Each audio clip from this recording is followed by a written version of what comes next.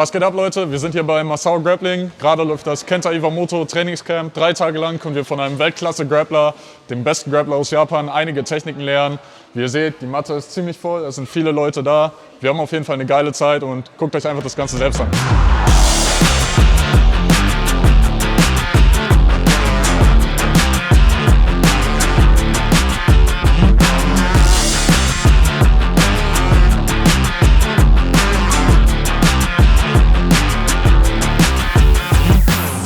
This is the second time we're bringing Kenta Iwamoto over to Lingen.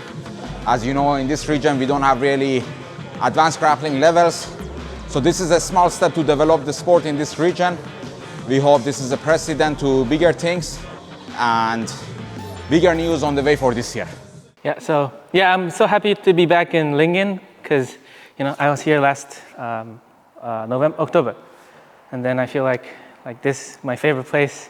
Like I've been to so many countries, so many places, and so many gyms, but like this place is kind of special. I don't know why, but the community is kind of small, and everybody's kind of like connected in a way because of like the population is dense.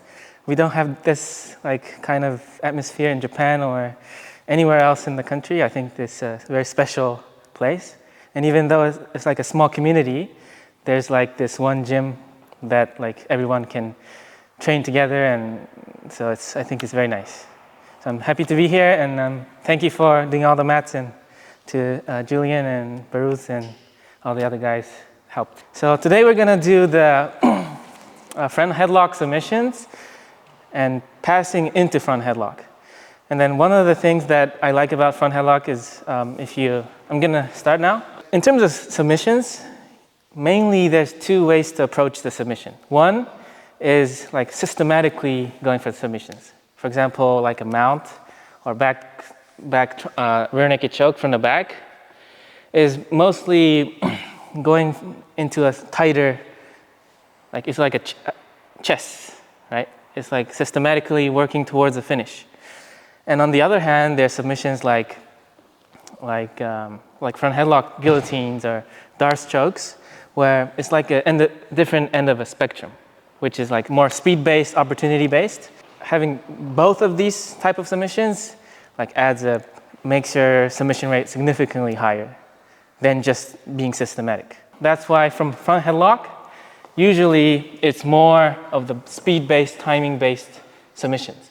One of the things that I like is setting the Darce real fast, setting it up. So as soon as you go front headlock, the good thing about the Darce is like you can set it up right away. And even from here, I can squeeze to get the tap, right? We don't have to lock anything. And then from here, we have the options to go behind our partner, or we can slide down to get the Darce, okay? So this one is called a short Darce because I'm grabbing my wrist area. Because sometimes for people that have like shorter arms or stockier arms like me, it's hard to lock it on the bicep. Even if you have kind of longer arms, this makes it easier to like lock. It's much faster way to lock it up. So you gotta slide down and then fit it in. Okay? So I want you guys to practice this sliding down and then fitting the shape right away. It's like, don't try to do anything like push the head down. I already wanna slide out and then fit it in. And then the forearm ends up on top of the back. So first, chest to back, and then this one go perpendicular. Put this on top like this. And then from here, basically, you wanna push this forearm onto his, The opponent is kind of wide and big, you can still get this. Or do you leave it at the shoulder? I leave it here. Okay. Like on top of? Yeah, on top. Yeah, that one. The best timing is when he starts coming up from turtle. Here, like, the main thing is going lower than my partner, so when he comes up, he can fit it in from here. As I roll, Let's try it out. 3, 2, 1. Keep her back off the floor as you pull the elbow back. Okay. Your right elbow, yeah. So you want to be here from the beginning. Yeah. Like this? Yeah, so the right I arm should be on top. pull. Yeah. But sometimes his head is kind of up. Sometimes it's hard to fit it in. In this case, you do have the option to go like finger to finger, S grip, and then push the head down. Okay. From here, you want to put the shoulder on the floor. As you do this, then you can sit up in this position. Okay. 3, 2, 1. Face up.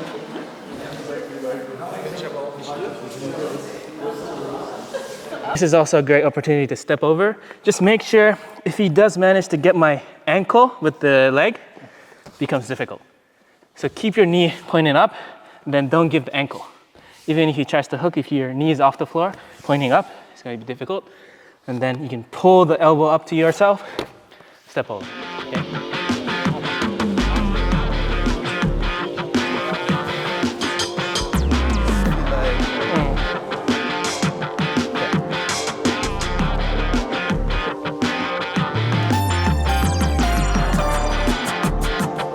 Roll through.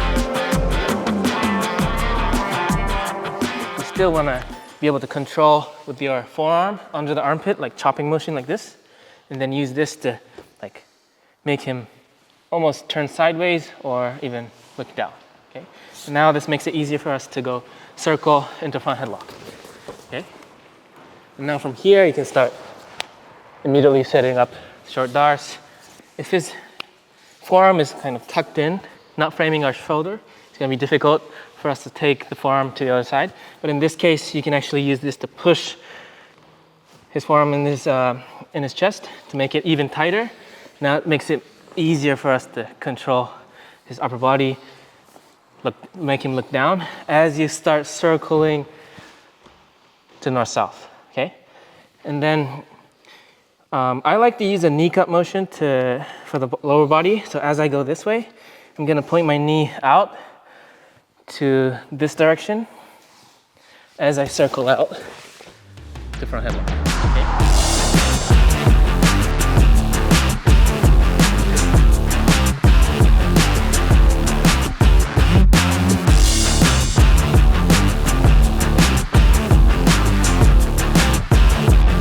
As you crouch, bend the up. This is the end of the 3-day seminar.